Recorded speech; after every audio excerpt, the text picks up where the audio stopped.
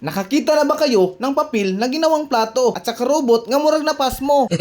For today's video guys ay nagbuhat na naman ako ng project na ko. Bago natin sugdan ito, maghanda tayo ng karton sa inasal, cutter at glue, pintal nga ni gangkil, tape sa imong baba, at saka plastic bottle nga mga limpyo. Sa dili pa ni nato gamitin, hugasin muna natin kasi nanimaho og tintin. Imo jud ning tarungin og limpyohin dahil pinunit lang natin ito sa ating mga silinganin. Baka matakdan tayo sa ilang kamartisin. At dito, pinorma ko na ang lawas sa robotin at sinukdan ko na para sa kanyang liugin. At sa puntong ito, naglibog na ko kung unsaon nako pagpurmahin. At dito, gilukot ko na ang iyahang uluhin. At pagkatapos, akin na itong gitistingin.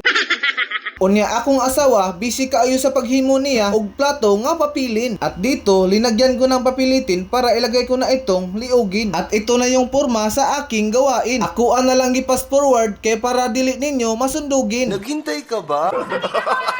At sa puntong ito, magsugod na sa taghimo sa robot nga plastikin. Akong gitunga ang plastic bottle para ang lawas mamubuin. Kay lain kaayo tan-aon kung ang lawas taasin unya ang tiil mubuin murag ilyinin.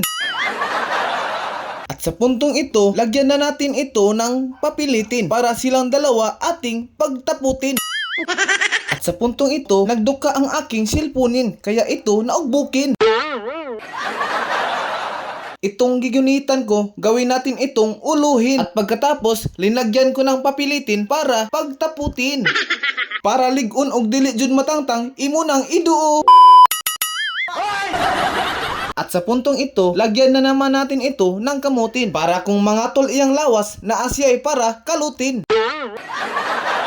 At dito, linagyan ko na naman ng papilitin para ang iyang mga kamot akong mataputin. Robot! At sa puntong ito, gagawa naman tayo ng mga kuyamuyin para maganda siya tanawin. Linagyan na naman natin ito ng papilitin para ang iyang mga kuyamuyin atin na namang pagtaputin. At sa puntong ito, linagyan ko na naman ng tiilin. Kay kung walay tiilin, murag manananggalin.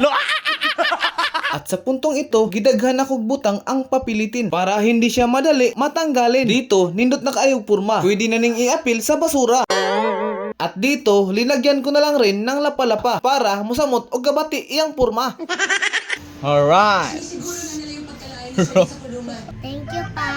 Handa ka na ba, Bigatlon? Kailangan natin luwasin si Tatay Digong kasi napapalibutan siya ng mga adik. Ano, sasama ka sa akin o hindi? My God. Huwag mong subukan. Oo, sasama ako sa'yo. Ako nang bahala kay BBM. Ano pa hinihintay mo? Tara na, rak-rakan na!